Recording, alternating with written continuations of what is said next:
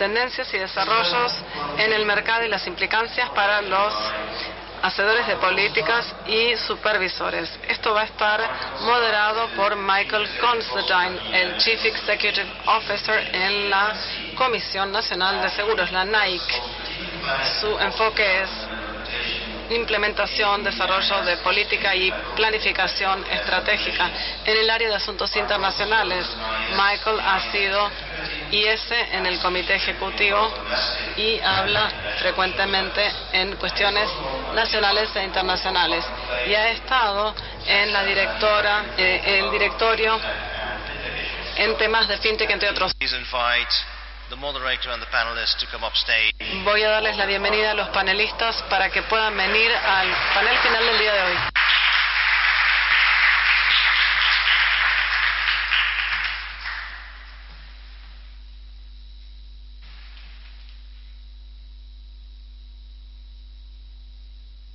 Good afternoon, everyone. Buenas tardes a todos.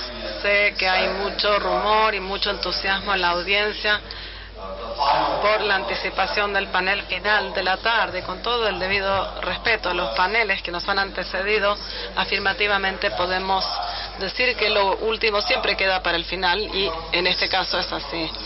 Para este panel esperamos que sea una conversación entre distintos paneles que vamos a estar presentando un tema que por ahora esperamos puedan determinar, como nosotros lo hemos determinado, tiene importancia significativa a nuestra comunidad de seguros globales, reguladores, consumidores y empresas. La tecnología financiera está cambiando el sector de los seguros, lo hemos escuchado de distintas maneras en los últimos días, con implicancias importantes para el resultado de los consumidores. En este panel veremos las tendencias y desarrollos en el mercado, las implicancias para los tenedores de pólizas y los supervisores. Y vamos a ver cuestiones tecnológicas e innovación en la cadena de seguros. Básicamente los impactos que hemos escuchado en los últimos paneles y hablar acerca de algunas de las respuestas regulatorias que surgen. Es un placer que se sumen a mi panel este grupo tan distinguido de panelistas. Desde el lado de la supervisión, a Christian Mora, el subsuperintendente de Colombia. En el extremo final de la sala, a mi izquierda inmediato, a Craig Swan, director de supervisión de seguros Bermuda Monetary Authority. Al lado de él tenemos a Eduardo Iglesias, Chief Executive Officer y cofundador de Colón Seguros. Y finalmente, Alejandro Simón, Chief Executive Officer de Sancor Insurance Group. Sus bios completos están en el material y los aliento a todos a echarles un vistazo. Como escuchamos lo que dijo Vicky ayer, parte del nuevo plan estratégico de la IAIS implica ver las tendencias y los desarrollos que proponen las mejores oportunidades y desafíos, así como riesgos a la misión del IAIS.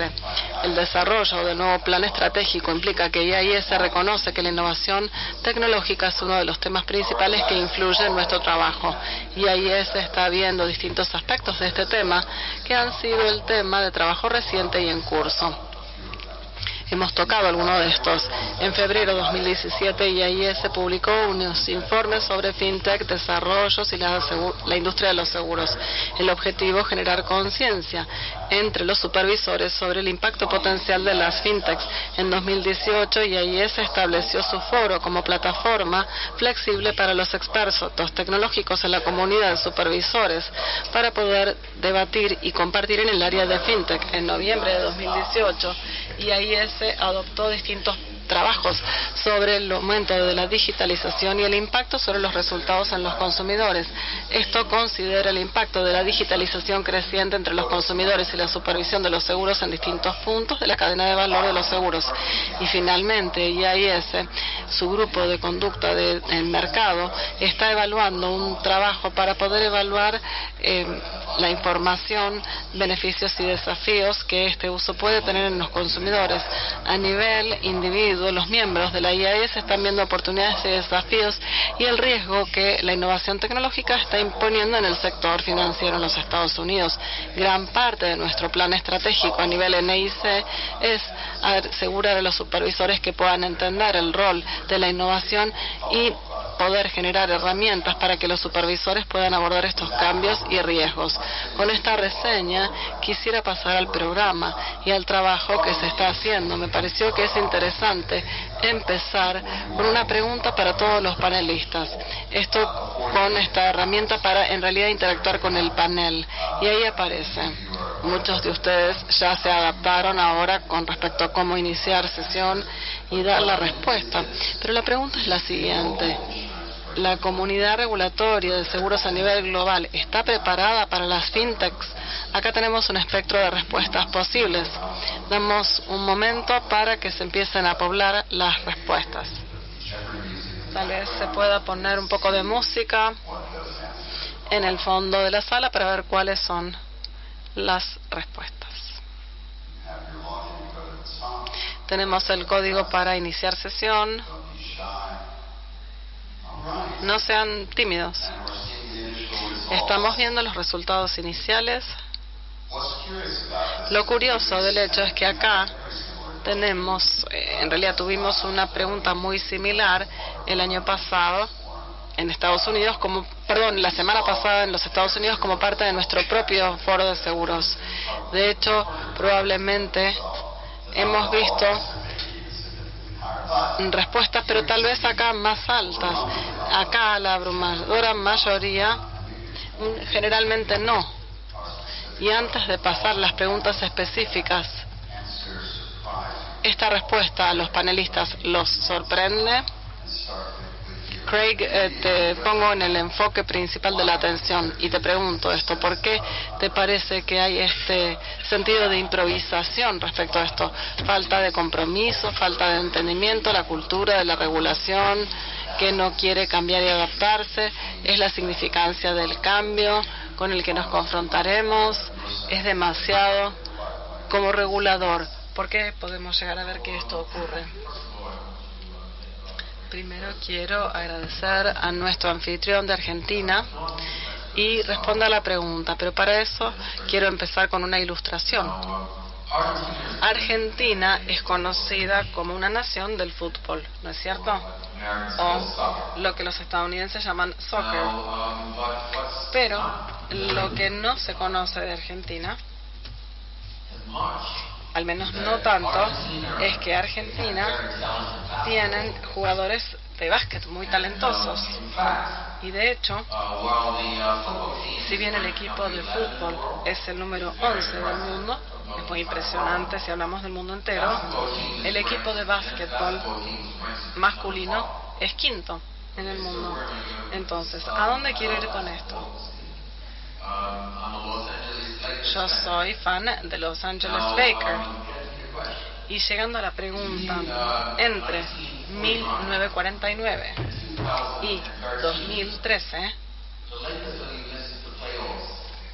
no estuvieron en los playoffs los Lakers solo 5 veces. Durante este periodo ganaron 16 campeonatos y durante mi época como fan ganaron 10 de estos 15. Entonces yo me acostumbré a que ellos ganaran y probablemente todos o la mayoría conozcan la canción de Queen, We Are the Champions, No Time for Losers. ¿Por qué me encanta cantar esta canción? Porque yo estaba acostumbrado a ganar. ¿A dónde apunto con esto? Los primeros 64 años de la historia de las franquicias, solamente de los franchises, no fueron a los playoffs 5 veces solamente. Pero en los últimos 6 años, desde 2013, no estuvieron en los playoffs 6 veces. Esta canción que me encantaba cantar, We Are the Champions, bueno, terminé yo estando en el lado de los losers, de los perdedores. ¿A dónde voy con esto? Bueno, me dicen que hay 3 tipos de personas en el mundo. Quienes posibilitan que el cambio ocurra, quienes lo observan desde afuera y quienes se preguntan qué es lo que ocurre mientras tanto. La cuestión es, y quiero llegar al meollo del tema, la cuestión es que si los reguladores del día de hoy, e incluyo quienes están considerados entre los más importantes, como los que se enumeraron en 2013. Si no se comprometen en este tema y no dan puntapié inicial a los temas del fintech, van a sufrir la suerte de mi equipo y van a quedar pensando en qué ocurrió. No estoy diciendo todo esto porque no hace tanto tiempo BMA evaluó su nivel de predisposición para la fintech y habían faltantes en dos áreas. Uno, en lo que hacía lo cibernético. Decidimos que no tenía demasiado sentido enviar a los generalistas para evaluar el ciberriesgo. Entonces tuvimos que pasar todo nuestro alcance de habilidades y traer a personal cibernético, especialistas en cibernética, en la otra área, porque gran parte de esto tiene que ver con la inteligencia artificial, etcétera.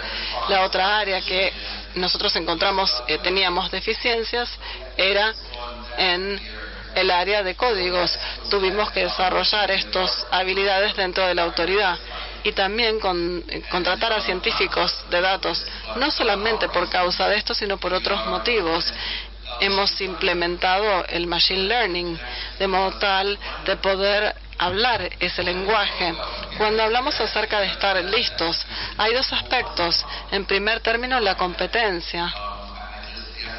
El aspecto que acabo de terminar de hablar, conocer inicialmente que no estábamos listos, y el otro lado tiene que ver con el apetito, en lo que se refiere a estar listos para esto. Mark Zuckerberg, él hizo un comentario interesante con respecto a un mantra que tenía Facebook, y el mantra era: móvete rápido y rompe las cosas.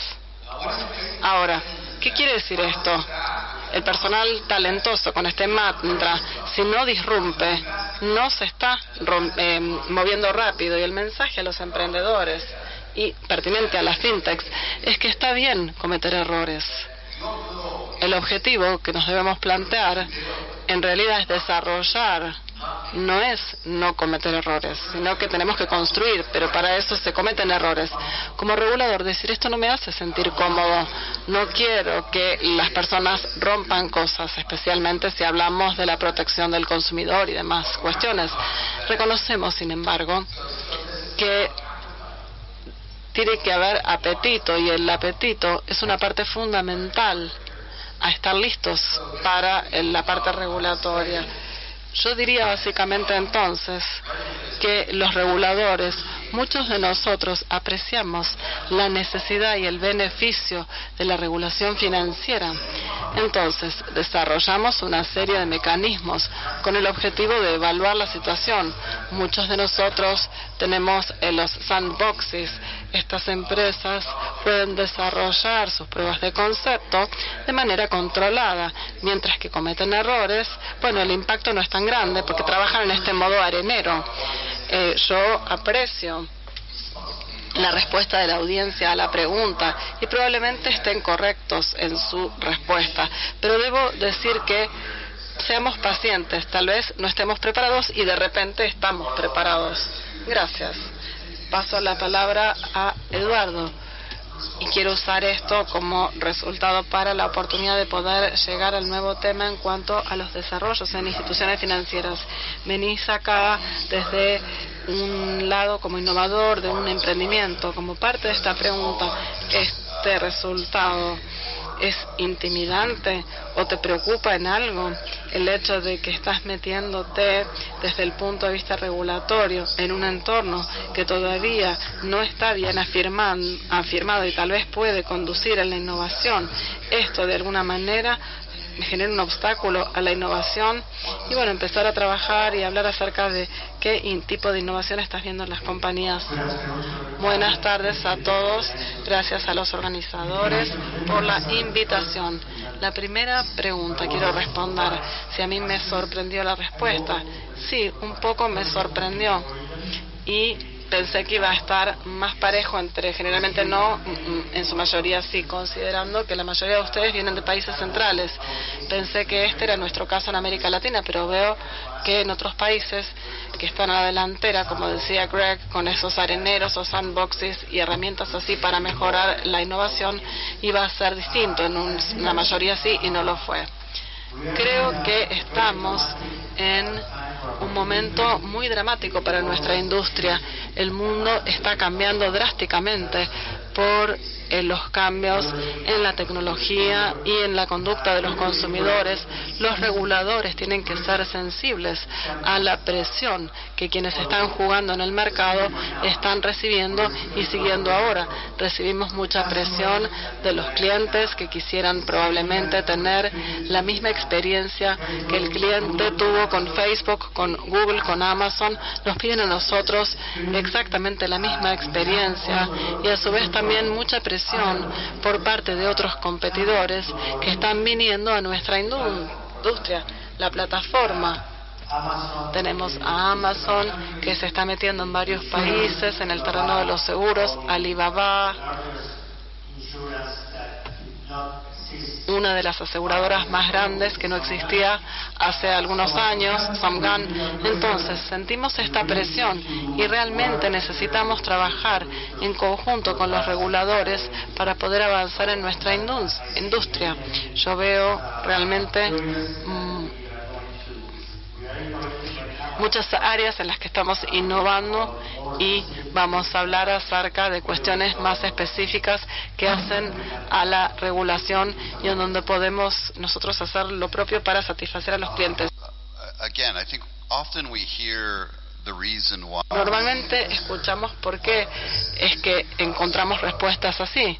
El motivo es por cuán significativo este cambio impulsado por el consumidor termina siendo para el sector de los seguros, y acá la regulación no va a tener la posibilidad de mantenerse par y paso con el cambio que estamos viendo en cuanto al nuevo desarrollo de productos, nuevas innovaciones, tanto con las empresas existentes como con algunas de las que están recién empezando a existir, la comunidad de los startups. Démosle a la audiencia una idea de cómo está cambiando el seguro, su modelo comercial en esta era de la innovación financiera, y cuál ha sido el alcance o el impacto en lo que se refiere al sector de los seguros, competencia entre las startups y las empresas ya de larga data. Denos una idea de lo que se está viendo en la región, por favor. El desafío no es solamente para los reguladores, sino para las empresas tradicionales. Primero quiero agradecer muchísimo a IAIS y a Jonathan, y especialmente a la Superintendencia de Seguros de Argentina, Juan Paso, Guillermo Plata y su equipo, por haberme invitado a estar aquí. El tema de este panel es realmente muy interesante y, por supuesto, hoy más que nunca antes tenemos que pensar acerca de nuestro modelo de negocios, porque los cambios son tan drásticos que realmente tenemos que movernos con rapidez. Las tecnologías tienen un gran impacto, como todos sabemos, en la forma en la que los productos financieros y de seguros están siendo producidos y distribuidos y cómo se los consume. Y esto tiene que ver con blockchain, con los big data, con la inteligencia artificial, y todo esto conlleva a una expectativa de vida más corta, más pequeña para las empresas. Si vemos las empresas en la Standard & Poor's 500 en 1920, la expectativa era de 77 años. Y ahora tan solo 15 años. Empresas como Facebook, Uber, WhatsApp y muchas otras, las Airbnbs de este mundo, Spotify, no existían en 2003. Entonces realmente son tres desafíos principales. Desafío en cuanto a crecimiento rentable, innovación y digitalización. Las fintechs están impulsando la innovación. Tienen mucho más contacto, situaciones de contacto con sus clientes. No solamente requerimos digitalización, sino también cambiar la cultura de la compañía. Hacemos esto a través de una organización dual. Por una parte, la estructura piramidal, pero por otra parte, una estructura más horizontal sobre la base de la innovación, con, por supuesto, tolerancia al error y una mentalidad de emprendedor. Y también un programa de innovación que sea abierto, porque cuando hablamos acerca de la tecnología disruptiva, Es muy difícil poder abordar esta cuestión en la estructura tradicional de toda compañía. Creamos, de hecho, en 2013, CITES es el centro de negocios tecnológicos e innovación social, no solamente basado en la nanotecnología o insurtech o fintech, sino también en la nanotecnología, la biotecnología y la ingeniería. Nosotros atraemos talento con potencial disruptivo. Estas incubadoras, reducimos el costo y el riesgo del acceso al mercado y podemos generar nuevas oportunidades de negocio. Como ejemplo, nosotros lanzamos una aplicación de telemedicina llamada El Doctor. Esto se lanzó en 2017 y hoy tiene más de 1.8 millones de usuarios. Pero por supuesto, no todo es pura ventaja cuando viene de la mano de la tecnología. Y acá tengo, simplemente para ilustrar, quiero leer un párrafo de un artículo que fue publicado en el Wall Street Journal. Tiene que ver con las nuevas reglas del estado de Nueva York para cómo las empresas de seguros pueden usar datos públicos para establecer las primas.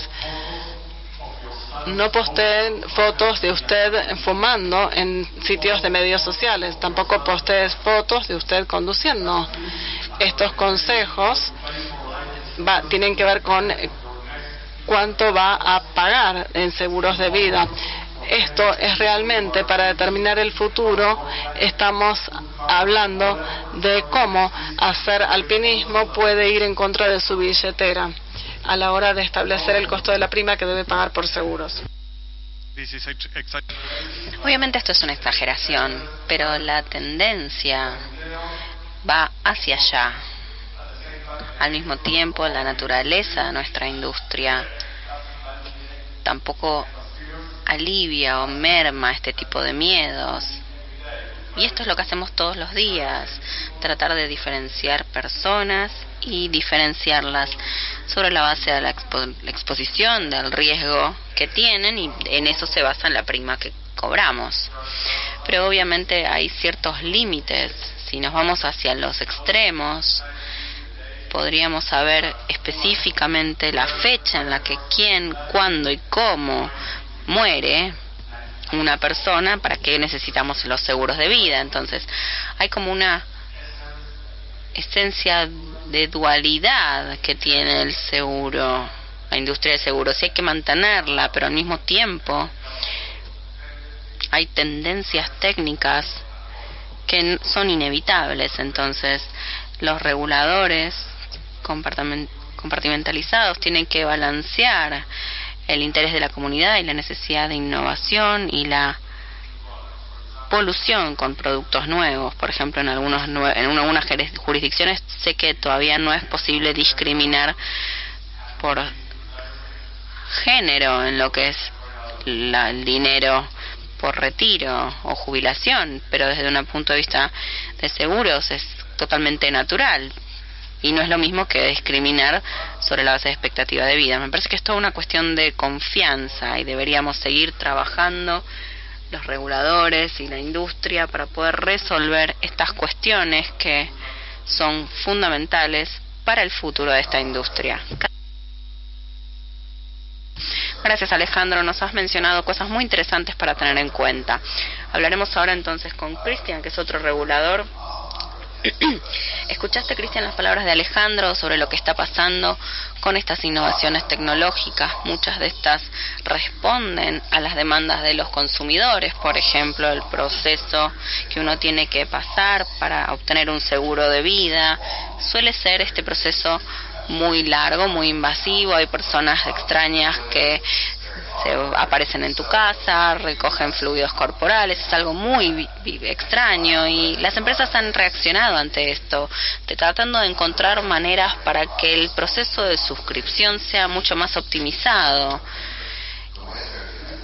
¿Cómo lo están haciendo? Bueno, están tratando de aprovechar los datos que están disponibles, los datos que los consumidores comparten sobre ellos, quizás el perfil de Facebook. Ejemplos en Estados Unidos hubo de cuando estas tecnologías permiten a las empresas a tomar sus fotos y hacer una evaluación de salud simplemente a partir de una foto. A ver, no es algo que me gustaría que me hicieran, especialmente después de esta última semana. Me tomé demasiados vasos de copas de Malbec y demás, me comí demasiados bifes argentinos. Pero la realidad es que existe esa información. Ustedes como reguladores se enfrentan con estas innovaciones tecnológicas que pueden presentarse como algo muy beneficioso para los consumidores, pero ¿por qué no nos cuentas un poco desde la perspectiva de los reguladores, cómo se hace para reaccionar ante esto? Y desde una perspectiva operativa, ¿tienen los mismos desafíos operativos para lograr que la gente cambie su pensamiento sobre lo que es el entorno de seguros en comparación a lo que suelen pensar? En primer lugar, quisiera agradecer al IAIS, a la Superintendencia de Seguros Argentina, a Juan Pasos por invitarnos aquí. Gracias a todos los que están respondiendo las encuestas que preparamos como reguladores. Es muy optimista ver los resultados, pero para responder la última pregunta, no me sorprende el resultado y creo que es bueno que en una sala llena de supervisores no estemos todos tan cómodos pensando que siempre vamos a estar listos para lo que se viene. Me parece que este es un buen resultado, está bueno ver eso y estamos tratando de mantenernos al día con todas estas innovaciones que mencionaron ustedes o los cambios operativos que estamos viendo. Y la forma en la que, por lo menos en Colombia, lo que estamos haciendo y estamos tratando de alcanzar las mejores prácticas del mundo es hacer cierto tipo de hub de innovación y tomar muestras representativas. Sé que lo vamos a hablar más adelante esto, pero creo que es una de las herramientas que tenemos para mantenernos al tanto de las innovaciones, porque es muy peligroso siempre pensar que uno va a estar constantemente listo para lo que se venga, especialmente cuando hablamos de lo que es la gestión de datos y las cuestiones éticas respecto del uso que hacemos de esos datos que compilamos. Y creo que como reguladores eso es parte del desafío que tenemos que enfrentar. Creemos que deberíamos asegurarnos de que proteger a los consumidores, más adelante voy a explayarme quizás para Bernie, que participó del último panel, podría quizás aliviarlo un poco, tranquilizarlo de que al menos en nuestra jurisdicción estamos usando los datos de los clientes y creamos herramientas para accionar sobre estos datos. Pero también quería hablar sobre el proceso que mencionaste y lo que dijeron Eduardo y Alejandro. Nosotros tenemos ese tipo de iniciativas en nuestro país. Hemos visto varias aplicaciones que entran al sistema de siniestros y de suscripciones para tratar de optimizar los procesos que tenemos. Pero desde una perspectiva regulatoria, ese tipo de innovación y evoluciones es buena y es fácil y es seguro procesarlas como reguladores, pero también hay otras iniciativas que me preocupan un poco más.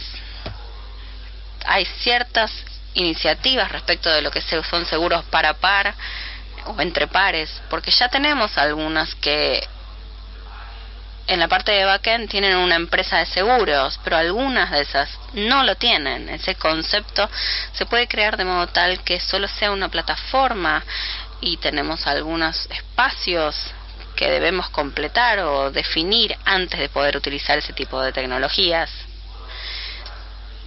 También están las páginas web de comparación de precios. Hace unos años surgió la primera que se llama Seguro Canguro. Empezó como una página web para comparar precios, pero ha crecido y evolucionado exponencialmente. En el primer año se vendieron unas 50 pólizas, el segundo año, el siguiente mes al primer año vendieron las mismas 50 pólizas en un mes y después en un día vendieron esas 50 pólizas. Entonces tenemos que actualizarnos y ponernos a codo con eso. Otra cosa que hemos visto en nuestro país es que hay algunas empresas aseguradoras que tienen distintas coberturas y se han lanzado en distintos productos, pero hay productos que no tienen una cobertura tradicional.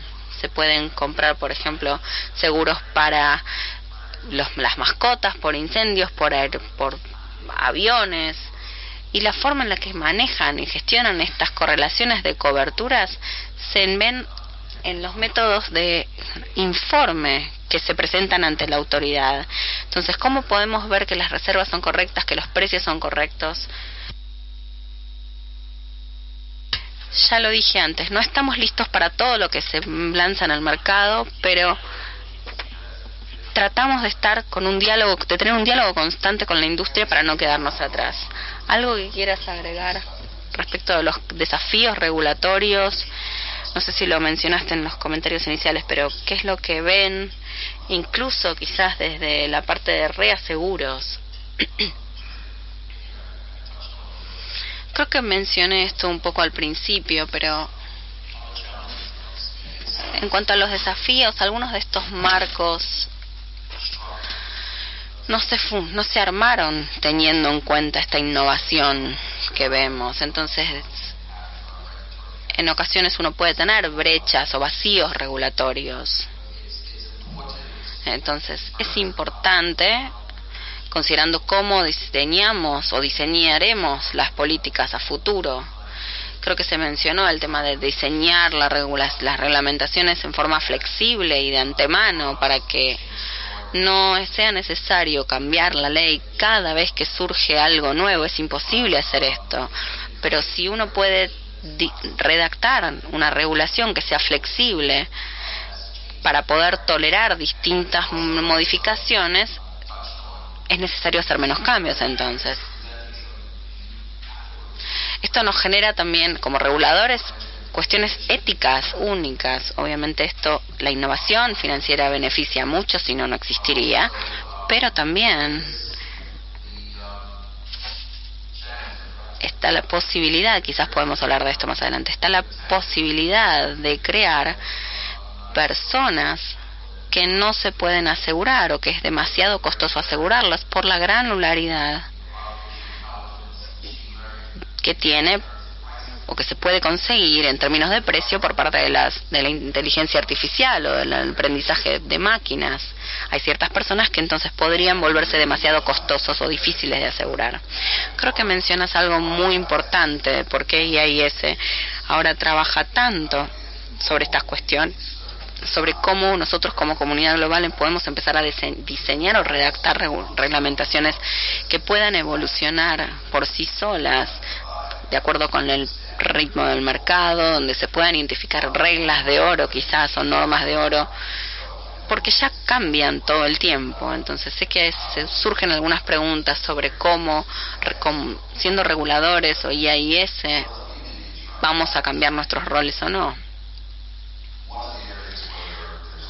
Una de las áreas en las que suele generarse curiosidad es qué es lo que está impulsando la mayoría de estas innovaciones, hasta qué punto los resultados e intereses de los consumidores se tienen en cuenta como parte del proceso de innovación, o simplemente es algo que está impulsado por oportunidades comerciales. ¿Qué rol tiene el interés o el enfoque de los consumidores? El micrófono está apagado.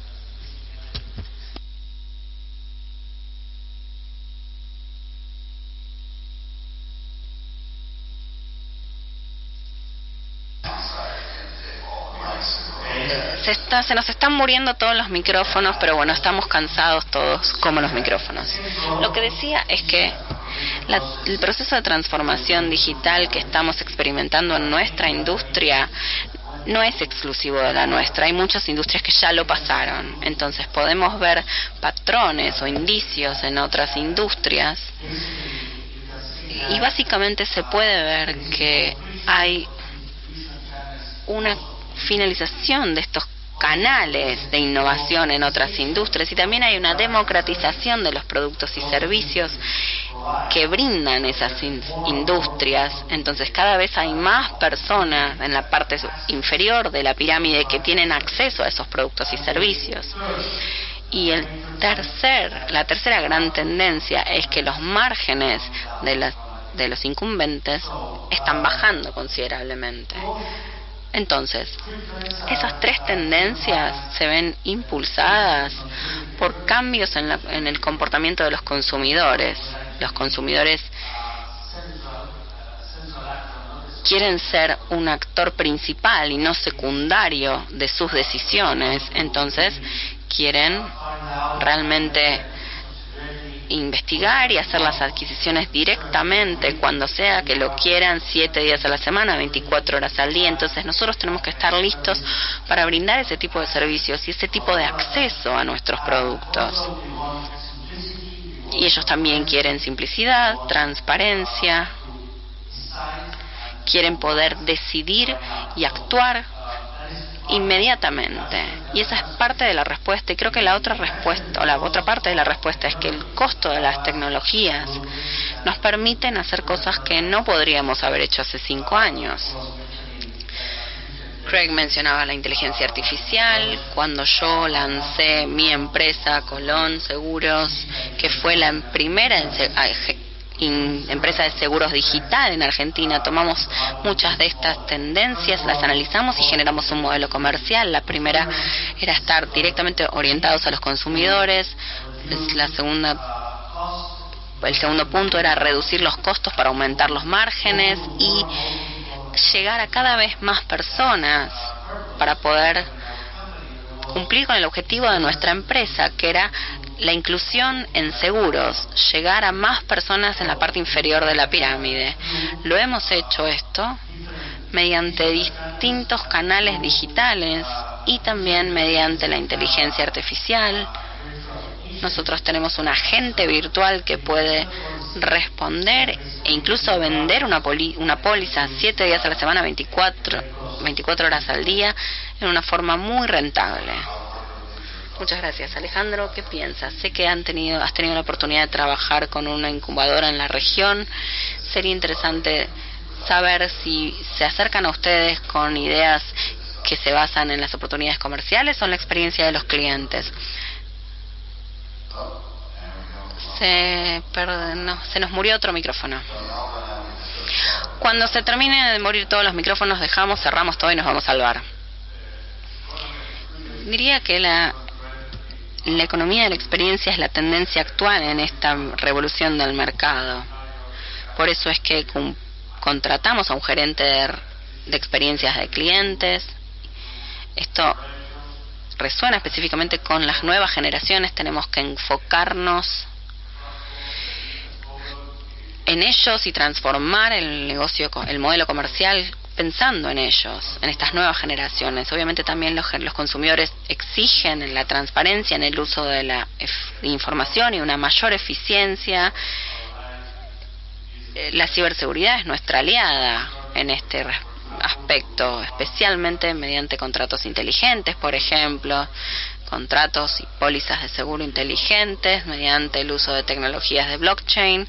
Nosotros podemos celebrar estos contratos sin la presencia de terceros, y estas transacciones que se hacen se pueden rastrear y son irreversibles. Esto nos alivia o nos ahorra muchísimos gastos tradicionales de la industria de los seguros. Por ejemplo, este tipo de seguros de Pay As You Drive, que son contratos inteligentes que te calculan las primas que se deben cobrar, y de hecho las cobran en forma inmediata, y también quizás en algunos seguros relacionados con lo que es el riesgo climático. Hay muchos ejemplos de hiperpersonalización vinculados con lo que es la inteligencia artificial y la experiencia de los clientes. Y simplemente para mencionarlo tenemos el Metro Mile en San Francisco. También hay otro tipo de seguro de vidas como LADOR, que depende del estado de salud de las personas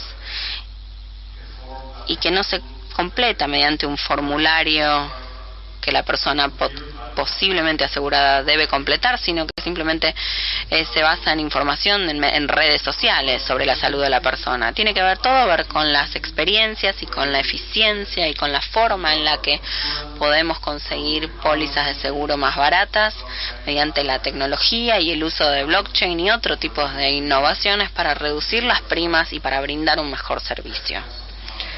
Craig, ¿quieres agregar algo? Quería volver a tratar un tema que se mencionó antes. Una pregunta anterior mencionaba los desafíos y yo dije que una deficiencia que yo identificaba eran los códigos. Estas personas han hablado de contratos inteligentes, inteligencia artificial y ese tipo de cosas. Para un corredor de seguros tradicional y como reguladores, si nos interesa el tipo de riesgo que asume una empresa, simplemente nosotros armamos un contrato, leemos el contrato que está escrito, leemos las condiciones y después hacemos la evaluación de la exposición de riesgo de una empresa. Pero ¿qué pasa cuando ese contrato es un contrato inteligente? Cuando el contrato es un código de software, ¿cómo hago para interpretarlo? ¿A quién escucho? ¿Al diseñador? ¿Al desarrollador?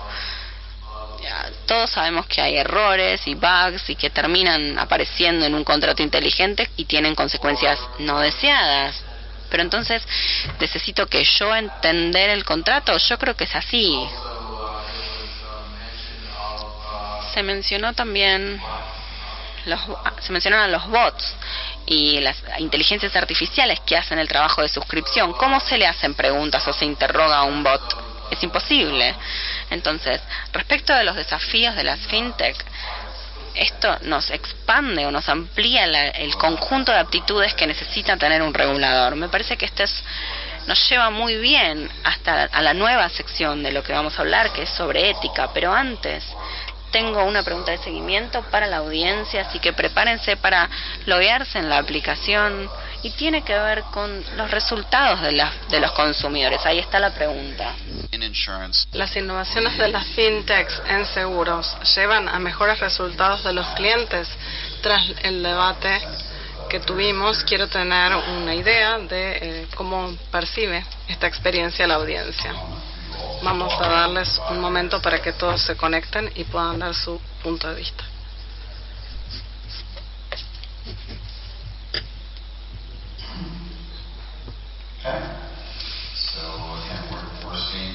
Estamos viendo una serie de respuestas que sí, bueno, la innovación está diseñada para mejorar la experiencia del cliente como un recorrido.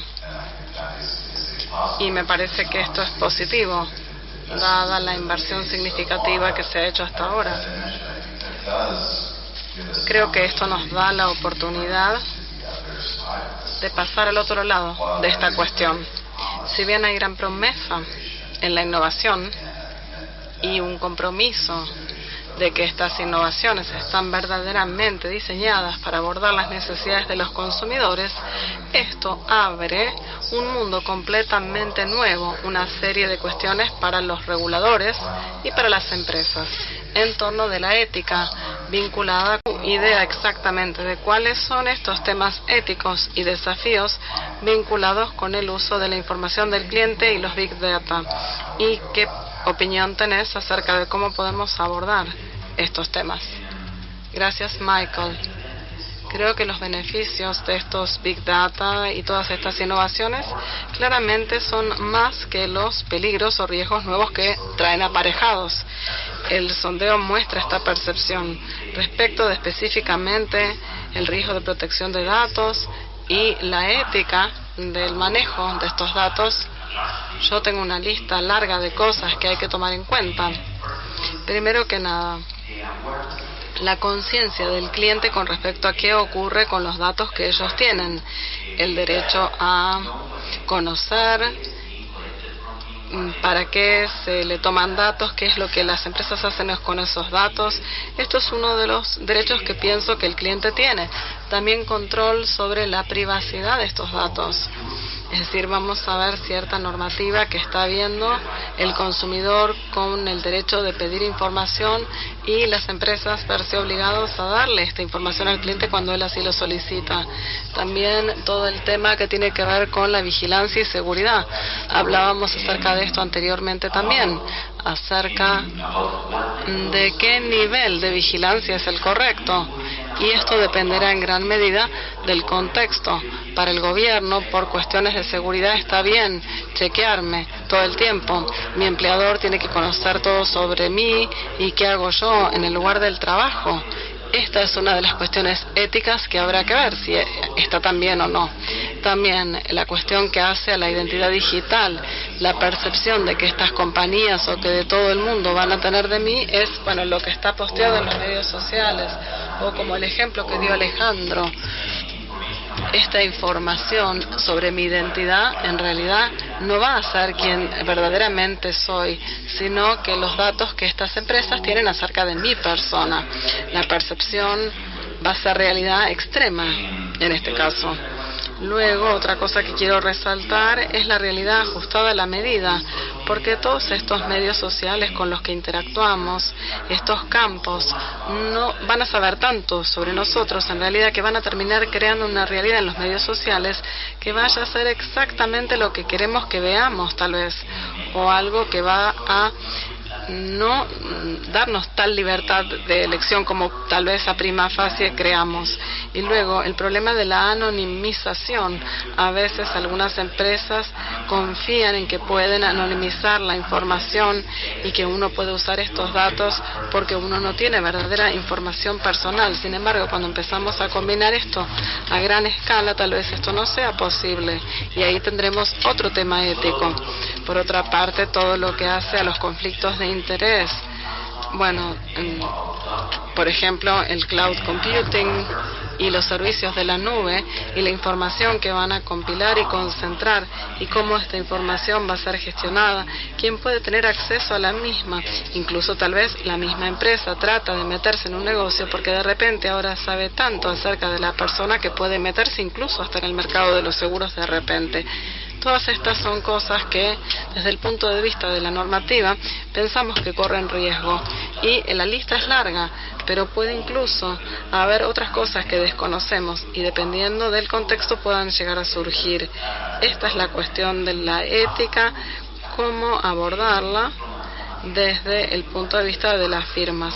El primer paso es conocer los datos, saber para qué lo estamos compilando, que está en nuestra empresa y cuál era el objetivo que se perseguía al colectar estos datos y asegurarse de que no se cambie. Un código de conducta puede llegar a ser bueno tener. Uno debería tener la posibilidad de responder ciertas preguntas. ¿Cuáles son las implicancias legales de los datos que tenemos? El uso real que estamos teniendo para los datos. El uso para el cual se autorizó, que se tenía por intención. Algo muy importante que debemos responder es, si yo estoy haciendo analítica con estos Big Data, ¿estaré cómodo si el resultado de la analítica que estoy haciendo sale al dominio público y entonces todo el mundo puede tener una opinión al respecto? ¿Estaré yo cómodo haciendo esto? En este caso estaré haciendo lo correcto, caso contrario tal vez no. Esto es lo que se puede hacer y seguir comunicando el código de conducta, monitorearlo de modo oportuno porque esto puede cambiar, puede estar bien ahora y tal vez no en un futuro. Esta es mi recomendación. Eduardo y Alejandro, recurro a ustedes. Creo que tenemos el beneficio también en los Estados Unidos de abordar a la comunidad de innovación con los startups y las empresas existentes y están bajo enorme presión porque reconocen también las obligaciones éticas y temas vinculados con algunas de estas tecnologías. Entonces hay una movida creciente a lo que es establecer normas reconociendo que tienen esta rendición de cuentas, la cual empieza con las empresas que o están desarrollando esta tecnología o aprovechándola. Pero tal vez a partir del comentario de Christian, hablar acerca de lo que ustedes ven puede ser el desafío ético y desde el punto de vista de la industria, ¿qué están haciendo ustedes? Y francamente, ¿lo que hacen alcanza? Quisiera volver al concepto de la inclusión en los seguros. La gente está dispuesta a compartir cada vez más información que nunca antes, más ahora que nunca antes. Si esto termina en algo que los beneficia. Supongamos que podemos usar la inteligencia artificial y los Big Data para prevenir fraude, y al hacer esto podemos reducir nuestras aranceles o tarifas. Eso sería un uso muy ético de los datos. Por otra parte, las personas van a estar dispuestas a dar más y más información sumamente privada. Por ejemplo, en el programa de Vitality, probablemente ustedes han escuchado hablar acerca de este. Está activo en 22 países, en donde la gente usa un dispositivo para monitorear su presión arterial y muchos signos vitales las 24 horas del día. Y ellos están dispuestos a compartir esta información, que es sumamente privada, porque no solamente están reduciendo el costo de lo que tienen que pagar, sino que porque las empresas de seguros los están ayudando a mejorar su salud. Es una situación ganar-ganar para la empresa y para el cliente. Podemos usar el mismo ejemplo en el caso del hogar o de un automóvil, como decía Alejandro, el uso de la telemetría para poder realmente dar beneficios a los mejores conductores. Entonces hay muchos usos distintos de los datos que nosotros estamos utilizando como empresas jugadoras del mercado, a partir de los cuales estamos dando productos de mejor calidad a nuestros asegurados. Estoy de acuerdo con Eduardo, absolutamente de acuerdo con Christian también respecto del problema de la asimetría. Es una asimetría entre lo que las empresas conocen acerca de sus clientes y qué es lo que los clientes saben que las empresas saben acerca de ellos. Hay una enorme diferencia y probablemente la gente no está al tanto, no es consciente del potencial que los celulares o las computadoras que ellos usan tienen. Para mencionar un par de ejemplos, no sé si la mayoría de ustedes está al tanto de que cuando uno tipea un posteo en Facebook y uno finaliza y está por publicarlo, pero luego cambia de opinión y lo borra, Facebook almacena eso que no se publicó. Probablemente las cosas que queremos decir pero que después terminamos por no decir, dicen más acerca de nosotros que aquello que realmente posteamos o terminamos diciendo. Entonces esto es algo verdaderamente interesante.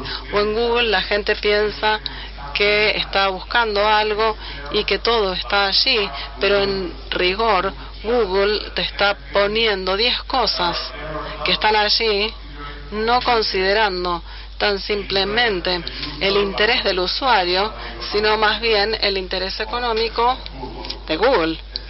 Lo mismo ocurre con Netflix.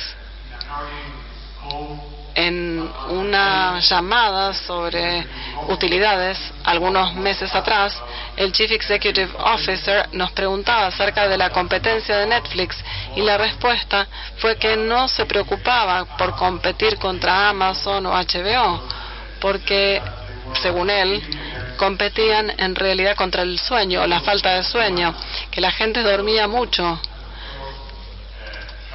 Y bueno, tratando de ofrecer alternativas para mantenerte despierto tarde a la noche, en realidad no es una conducta saludable. Por supuesto que esto no es nada nuevo, es decir, hay muchas industrias tradicionales que generan sus utilidades ofreciendo servicios que no siempre están en el mejor interés de tu salud. El ejemplo típico sería la industria del tabaco, pero la diferencia ahora es que ahora tenemos plataformas que están desarrolladas de modo tal de usar datos contra ellos siempre que sirva para generar una renta. Entonces, también hay otros ejemplos vinculados con los sesgos y con la inteligencia artificial. Como bien todos sabemos, La gente toma decisiones en el 90% de su tiempo no de forma racional, sino de manera instintiva. ¿Y esto por qué es? Esto es porque la evolución natural de nuestra raza así lo demuestra. Y hay muchos sesgos a la hora de tomar decisiones. Por ejemplo, tenemos la tendencia a considerar más las pérdidas que las utilidades, sufrimos más si tenemos una pérdida sustancial que la felicidad que obtenemos en el caso de tener una renta, pero a su misma vez tratamos de lograr un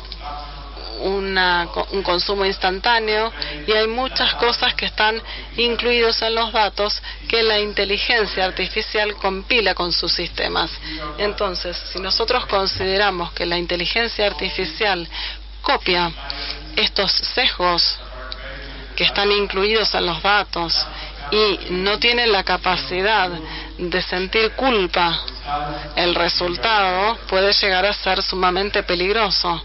Y podrían ser muy buenos, y de hecho lo son, en lo que se refiere a poder ofrecer objetos nuevos y más eficientes, pero hay que tener en cuenta presentemente este tipo de otras consecuencias que la tecnología puede traer aparejada. Craig, quiero saber qué conoces acá.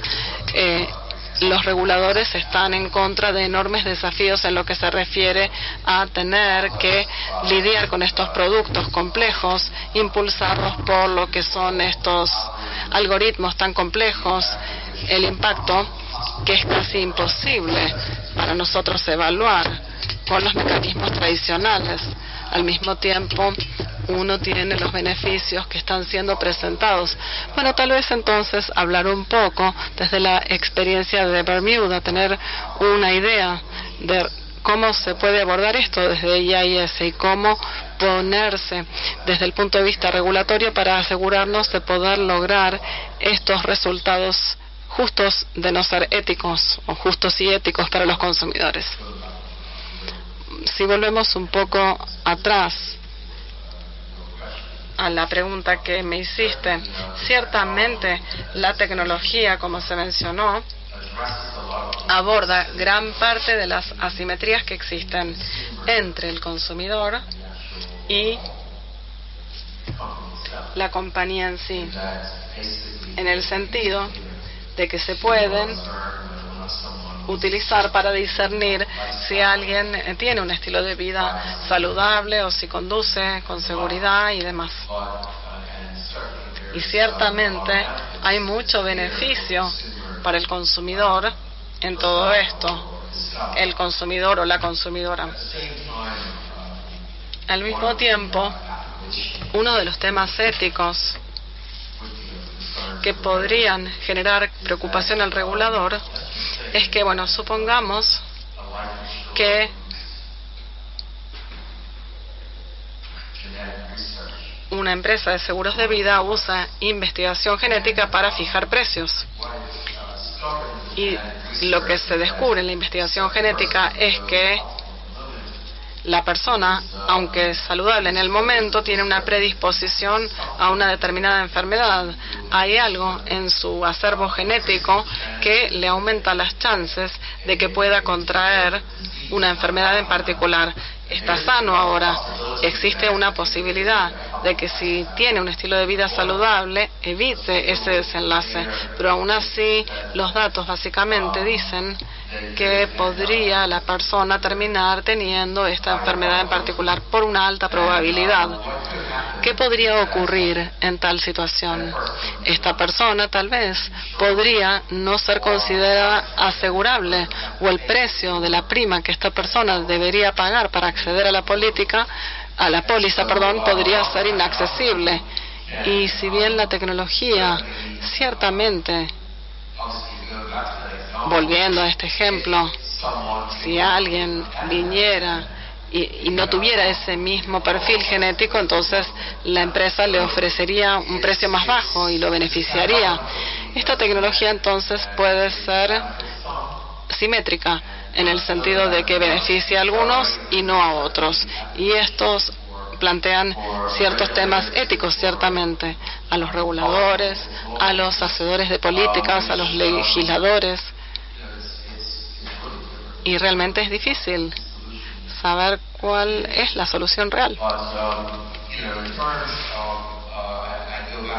Volvemos al tema de cuando uno está viendo el tema de la inteligencia artificial y este tipo de cosas. Creo que es un poco tonto que el regulador no gaste habilidades. Hay que hacerlo. No podemos hacer que un generalista entienda descifrar un código y este tipo de cosas. Esta tecnología está forzando a los reguladores a transformar el tipo de gente que contrata y demás. Y bueno, a esto trataba de apuntar al principio de mi intervención. De hecho, si bien las habilidades generalistas son valiosas y seguirán siendo valiosas, siempre se van a necesitar a partir de ahora especialistas para poder lidiar apropiadamente con este conjunto de habilidades o estos temas. Gracias, Craig. Christian, ¿algún punto de vista que quieras compartir con respecto al rol del regulador o la comunidad regulatoria con respecto a la ética del uso de la inteligencia artificial? Un pequeño comentario. Estamos tratando de ver qué se hace con estos temas éticos en su mayoría. Tenemos que coordinar los esfuerzos a nivel gubernamental, porque no somos la autoridad de protección de datos. No es la autoridad financiera, sino otra la que protege datos en mi país. Y creo que esto se repite en otras jurisdicciones. Entonces, tenemos que tratar de coordinar todos los esfuerzos. Y otra cosa, creo que es muy importante también, desde el punto de vista de la supervisión financiera, evaluar todos los temas que hacen a la ciberseguridad, la protección de datos, qué podría llegar a ocurrir. No solamente qué podría llegar a ocurrirle a la empresa de seguros, sino como aseguradora que está corriendo ciberriesgo o tomando ciberriesgo en las pólizas. Monitorear la nube. Para países pequeños como el mío es difícil. Nosotros ni siquiera tenemos una oficina, o algunos de los prestadores de servicios en la nube no tienen su presencia física. Tratar de ver cuál es el riesgo operativo que puede estar en este tipo de soluciones. Esto es otra cosa que tenemos que evaluar y los reguladores pueden jugar un papel en este sentido. Otra cosa a la que estamos analizando con detalle es la reglamentación que se está siendo emitida en la Unión Europea, la reglamentación general de protección de datos.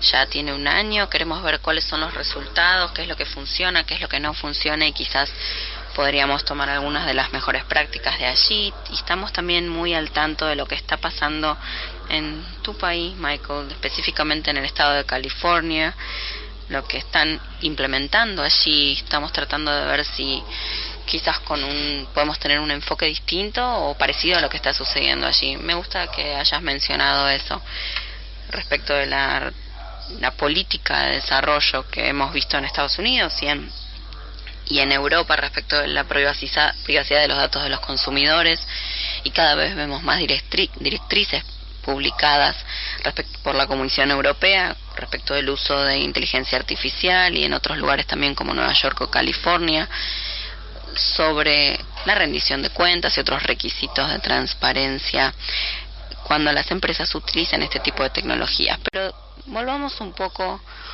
a lo que es a los representantes de las partes interesadas. ¿Cuáles son sus reacciones respecto de los desarrollos en materia de políticas? ¿Hay algún tipo de preocupación de que la regulación tenga algún impacto y prevenga mayores desarrollos? Quisiera volver a algo que dijo Christian cuando habló sobre un modelo de negocios en particular que vemos en todo el mundo, que es el de peer-to-peer, entre pares. Lo que decía antes, los reguladores tienen que ser sensibles a las grandes presiones que tenemos hoy en día, no solo por tener que ajustarnos a las demandas de nuestros clientes, sino también por parte de distintos competidores que vienen de otros lados de la industria. Y este es uno de los puntos claves que tenemos que mantener en mente. Estas tecnologías como blockchain, combinadas con un modelo P2P, pueden simplemente sacarnos del negocio, dejarnos sin negocio. Y si no se regula en forma acorde para básicamente proteger a las empresas que han invertido y desarrollado en nuestra industria, si no se hace,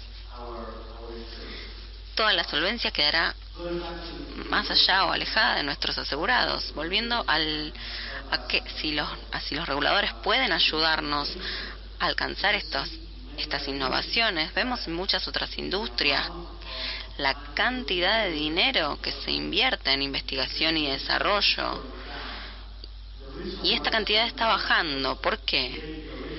Porque hoy en día la innovación surge de empresas que hace 3 años no existían, y la innovación y estas empresas se mueven con distintas tecnologías, distintas metodologías, distintas maneras, y pueden brindar soluciones que las empresas existentes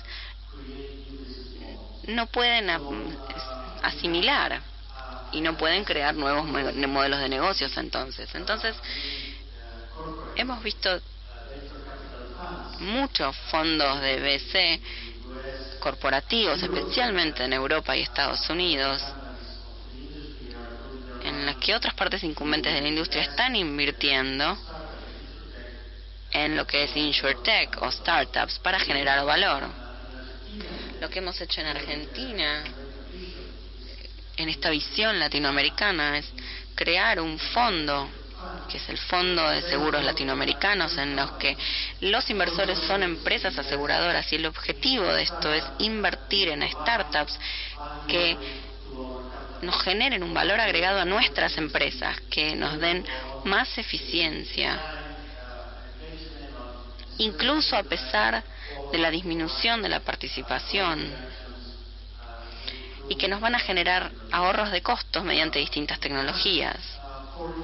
En los últimos 4 años, la industria en el mundo invirtió $15.000 millones en adquisiciones de startups. Esto es muchísimo dinero y va a tener un impacto enorme en cómo se sigue desarrollando nuestra industria. Por eso es que lanzamos esta iniciativa en Argentina, que se expande al resto de América Latina,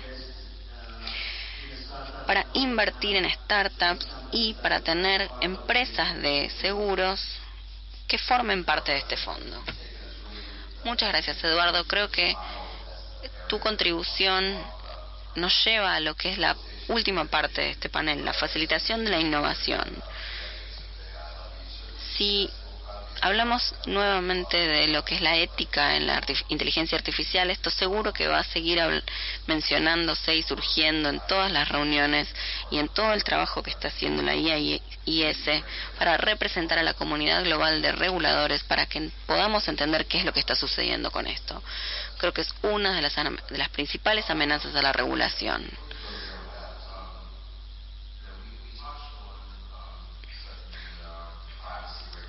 Comentamos lo que era la regulación de la privacidad y ese tipo de cosas, pero no creo que no podemos no resaltar la importancia de educar a los consumidores, de que los consumidores sepan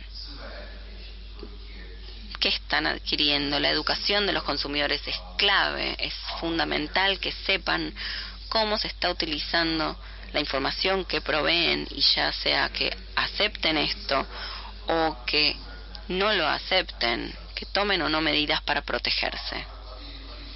Alejandro, vamos a hacer una pregunta de seguimiento a lo que decía antes Eduardo.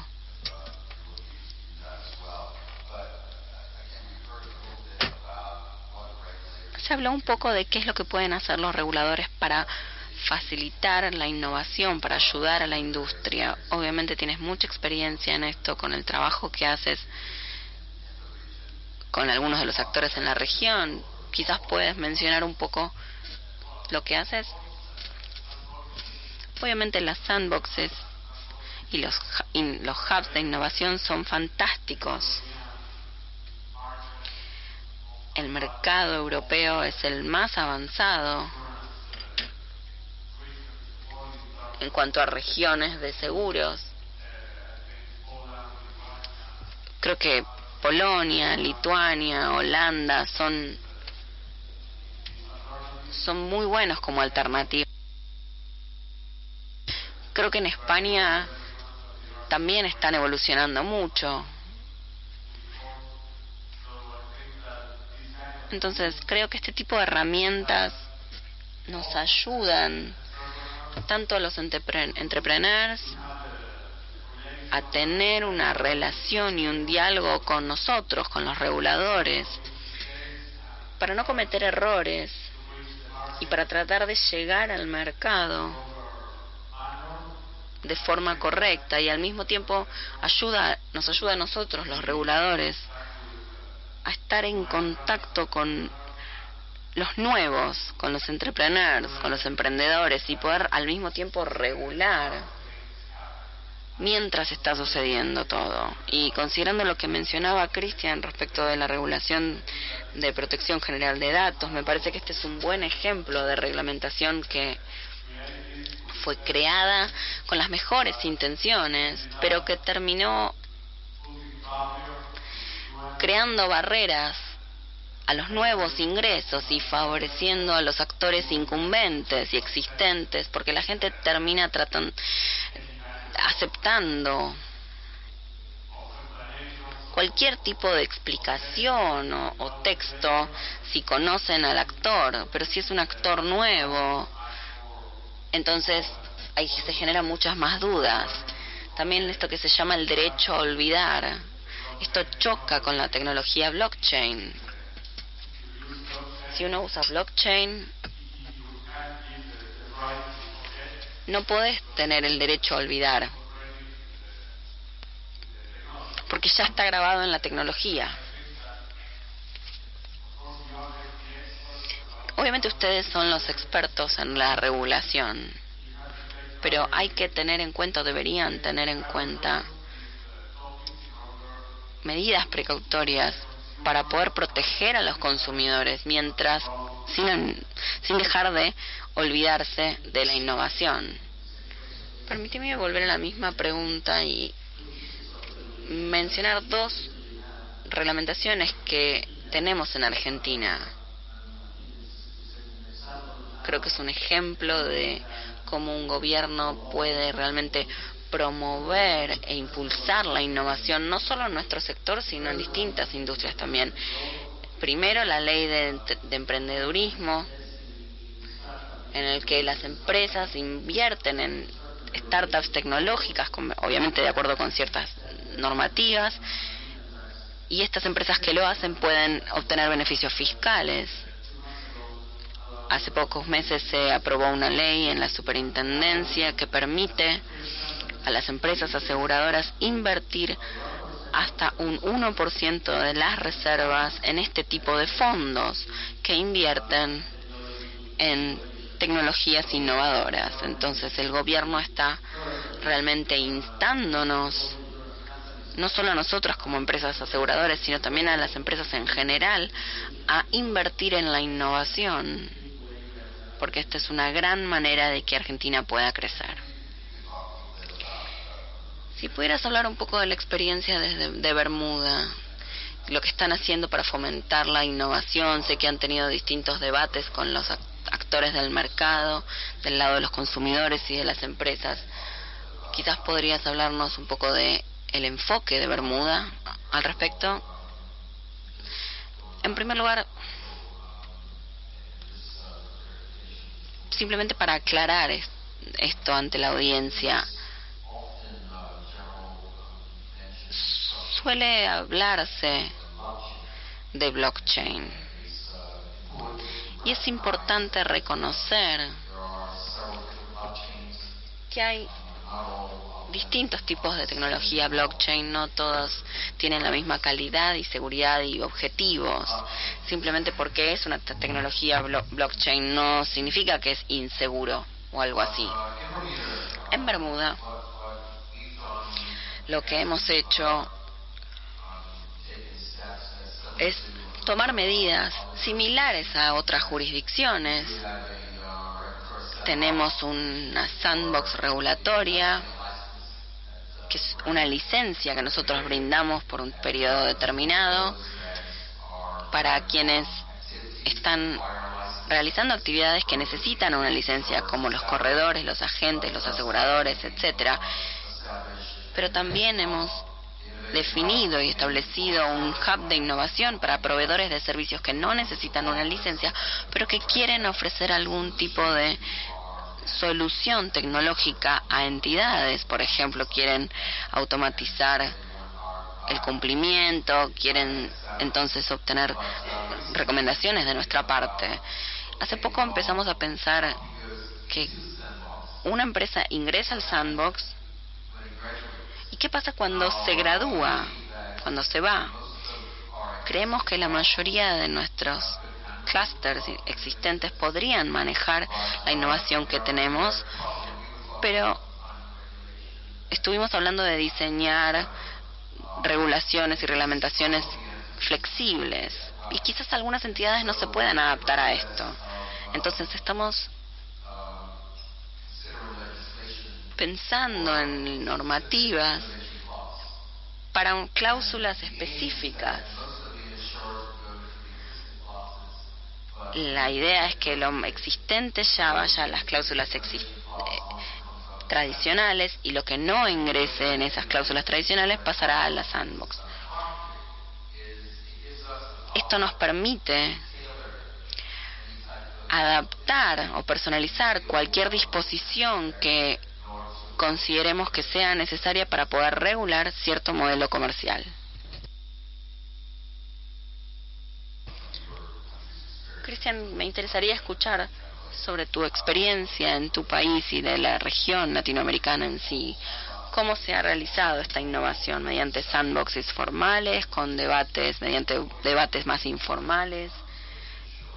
¿Cómo están haciendo para garantizar que esos productos de todas maneras se regulen y que haya que la cancha esté pareja para todos, incluso cuando trabajas con empresas no convencionales? Nosotros también tenemos un hub de innovación y una sandbox regulatoria con el objetivo similar al que mencionaba Craig. Nosotros tratamos de meter en la sandbox las iniciativas que tienen un impacto para los consumidores y que incluirían a muchas personas del sector financiero. Ese es el tipo de iniciativa que nos gusta más. Se puede hacer mediante una revisión de precios o algún tipo de revisión que mejoraría la penetración de los seguros en este sandbox. Creo que ese es el principal objetivo que tenemos. Otra cosa que es ventajosa de la sandbox es que nos mantiene al día con las innovaciones. Esta gente es muy creativa, entonces a veces no sabemos en qué están haciendo hasta que vienen y se sientan a hablar con nosotros. Nos reunimos con ellos, tenemos un equipo que se especializa en esto, en reunirse con las startups. Uno de los objetivos es evitar obviamente consecuencias negativas o que se malinterprete la normativa. Esto es algo a lo que le prestamos atención en nuestro hub.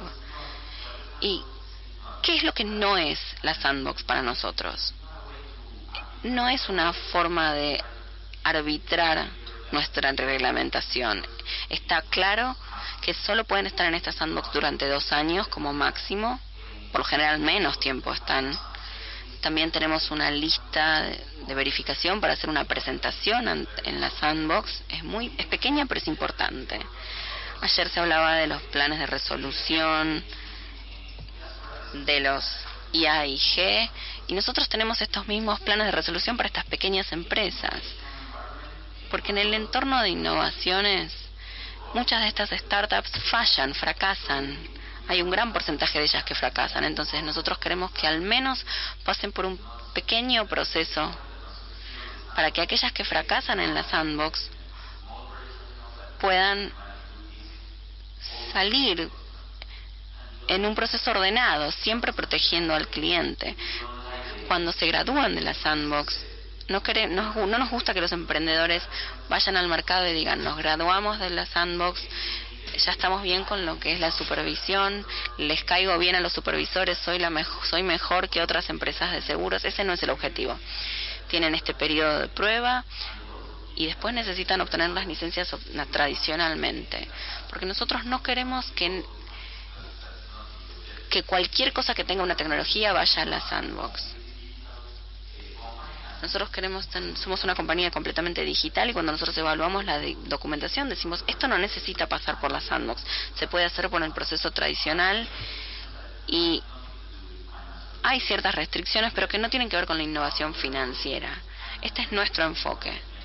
Y otra cosa que quería mencionar es algo muy sencillo que ustedes como supervisores pueden hacer para mejorar la innovación en su país, y tiene que ver con la evaluación de aptitud que le tomamos a los miembros de las juntas directivas de las empresas. Si uno quiere ser miembro de una junta directiva de una empresa en Colombia, una empresa de seguros en Colombia, tiene que pasar por un proceso de evaluación de nuestra entidad de supervisión, y en el pasado pedíamos experiencia específica en seguros para poder ser miembro de una junta de una empresa de seguros. Ahora hacemos una evaluación más abarcativa de los miembros de la junta, y aceptamos juntas que tienen 1 o 2 miembros que son expertos en quizás tecnologías o en algo que no es la industria de los seguros en particular y que le sirve a esa compañía en particular. Quizás haya otros miembros que sí sepan sobre seguros. Obviamente es bueno que sepan de seguros, pero a veces la estrategia se beneficia de otros conocimientos. Gracias, muy interesantes estos comentarios. Estamos llegando a los últimos minutos y quiero guardar cierto tiempo para las preguntas de la audiencia.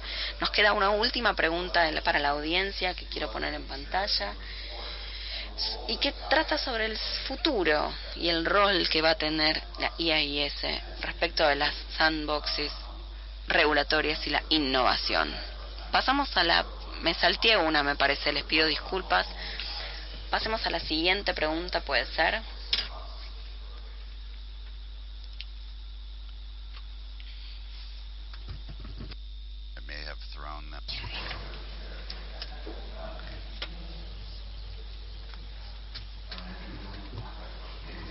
Tal vez ni siquiera tenemos esta pregunta, tal vez la tengo en mi cabeza.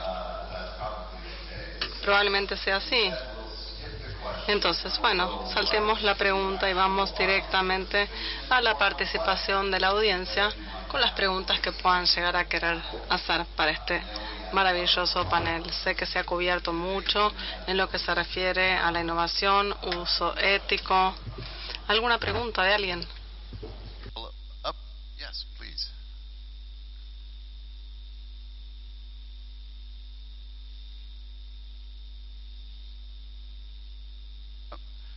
Peter just shot out your question. Peter acaba de silenciar la pregunta.